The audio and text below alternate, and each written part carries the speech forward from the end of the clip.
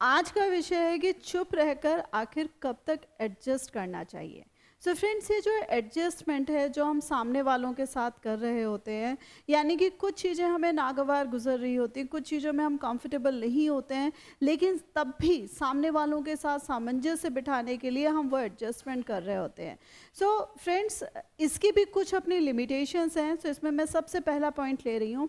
कि कई बार क्या होता है, सामने वाले का स्वास्थ्य अच्छा नहीं है और इसीलिए उसका कुछ जो पर्टिकुलर रिएक्शंस हैं, बिहेवियर है, वो गड़बड़ हो रहा है। सो फैमिली या अपने लोग या फ्रेंड्स, इसी को कहा जाता है कि अगर स्वास्थ्य ना ठीक होने की वजह से अगर अगला कुछ टाइम के लिए कुछ डिफरेंट तरीके से रिएक्ट कर रहा है या उसका बिहेवियर हमारे प्रति ठीक नहीं है, सो हमें थोड़ा सा टॉलरेट करना चाहिए और वहाँ पर हमें एडजस्ट करना चाहिए, क्योंकि यही अपने की डेफिनेशन है। अब जो दूसरा पॉइंट आ रहा है कि कई बार क्या होता है कि कुछ हमारे जो लोग होते हैं, हमारे परिवारजन, प्रियजन या मित्रजन, उनके साथ क्या होता है कि टाइम पीरियड कोई सही नहीं चल रहा होता है, जिसमें उनके साथ कुछ ना कुछ गलत ही हो रहा होता है, वो हर समय परेशान रहते हैं। सो ऐसे टाइम में भी आदमी स्वयं में वो नहीं होता जो वो रियलिटी में है, और उसका जो बिहेवियर होता है, रिएक्शंस होते हैं, वो चेंज हो जाते हैं। सो अगर ऐसे में हम भी उनके अपने हैं, सो हमें ध्यान रखना है कि उनकी जो छोटी मोटी चीज़ें हैं वो हम बर्दाश्त कर ले जाएं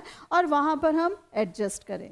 बट फ्रेंड्स, इसी में जो नेक्स्ट चीज़ आ रही है कि कई बार क्या होता है कि हम उन लोगों के साथ एडजस्ट कर रहे होते हैं या उनकी किसी चीज़ में रिएक्शंस नहीं दे रहे होते हैं जो थोड़ा सा डोमिनेटिंग होते हैं, जो हर चीज़ में अपनी सीनियरिटी दिखा रहे होते हैं। सो कहीं ना कहीं हम उनके आगे अपने आप को थोड़ा सा बौना माने बैठे होते हैं, सो कॉल कहा जाए, कई बार हम रिस्पेक्ट भी कर रहे होते हैं। सो फ्रेंड्स, होता क्या है कि जहाँ पर हम बहुत ज़्यादा एडजस्ट कर रहे हैं, सो एक टाइम में लोगों को ये लगने लगता है कि नहीं भाई, ये तो बेकार है या ये कुछ बोलेगा नहीं। सो लोग हमारे बदले के डिसीजंस भी लेने लगते हैं, या कहा जाए हमारी लाइफ को भी अपने हिसाब से लीड करने लगते हैं। सो फ्रेंड्स, अगर ऐसी भी कोई जगह है, सो वहाँ एडजस्ट करने की ज़रूरत नहीं है, वहाँ पर आपको अपने शब्द मुखर करने पड़ेंगे। अब कई बार क्या होता है कि हमारा जो नेचर है वो थोड़ा सा आउटस्पोकन होता है, यानी कि अगर हमें कोई चीज़ गलत लग रही है तो हम बोल पड़ते हैं, और अगर ऐसे में आपके साथ अगर गलत हो रहा है और आप अपने अगर नेचर के विपरीत वहाँ पर चुप मार कर बैठ रहे हो,